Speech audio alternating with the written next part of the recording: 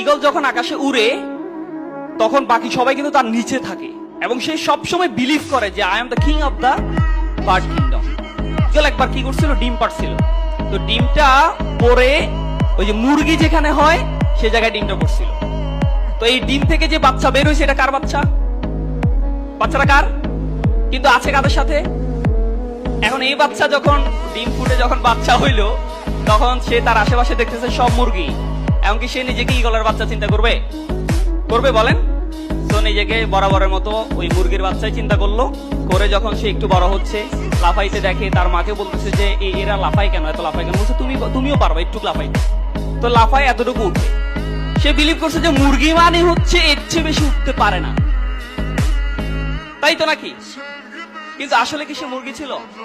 ছিল না। তো সে কিন্তু মুরগি না, সে কিন্তু ঈগল। সে যদি বিলিভ করতো যে I am the king of the bird kingdom, তখন কিন্তু সে আকাশে থাকতো। তাহলে এই যে বিশ্বাসটা, দৃষ্টিভঙ্গিটা, এটা যদি আমরা চেঞ্জ করতে না পারি, যত ক্যারিয়ার মিট আপ, যত স্কুল অফ ইঞ্জিনিয়ার, যত ধরনের মোটিভেশনাল সেশন আমরা নিই, বাট আমার নিজেকে আমি ডেভেলপ করতে পারবো না। এই জন্য আমাকে we have to change our attitude. এবং দেখেন, একটা দৃষ্টিভঙ্গি কিন্তু মানুষের জীবন পরিবর্তন করে দিতে পারে, পরিবর্তন করে দিতে পারে। এক লোক বক্তব্য দিতে আসছে, এরকম বক্তব্য দিতে আসছে আমেরিকার একটা শহরে। তো ওই শহরের বদনাম ছিল যে বক্তব্য খারাপ হলে ডিম মারবে। তো সে কি করছে, যে বাজারে গিয়ে, বাজারে যারা সদাই টদাই করে, দোকানদার ডিম বিক্রি করে, তাদেরকে জিজ্ঞেস করছে যে আজকে বাজারে ডিম কেমন বিক্রি হচ্ছে। তো সে বলছে সব ডিম খালি হয়ে গেছে। তো সে বেচারা খুব ভয়ে ছিল যে সব ডিম খালি হয়েছে মানে আজকে আমি যখন বক্তব্য দিতে দাঁড়াবো সমস্ত ডিম আমার মুখে আসবে। আজকে মানে আপনারা ডিম নিয়ে আসেন না নাকি?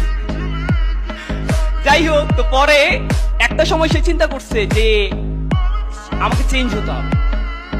তার অ্যাটিটিউড, তার দৃষ্টিভঙ্গি তাকে পৃথিবীর এক সময় বিখ্যাত বক্তা বানিয়েছে। কি নাম তার জানেন? Mark two one.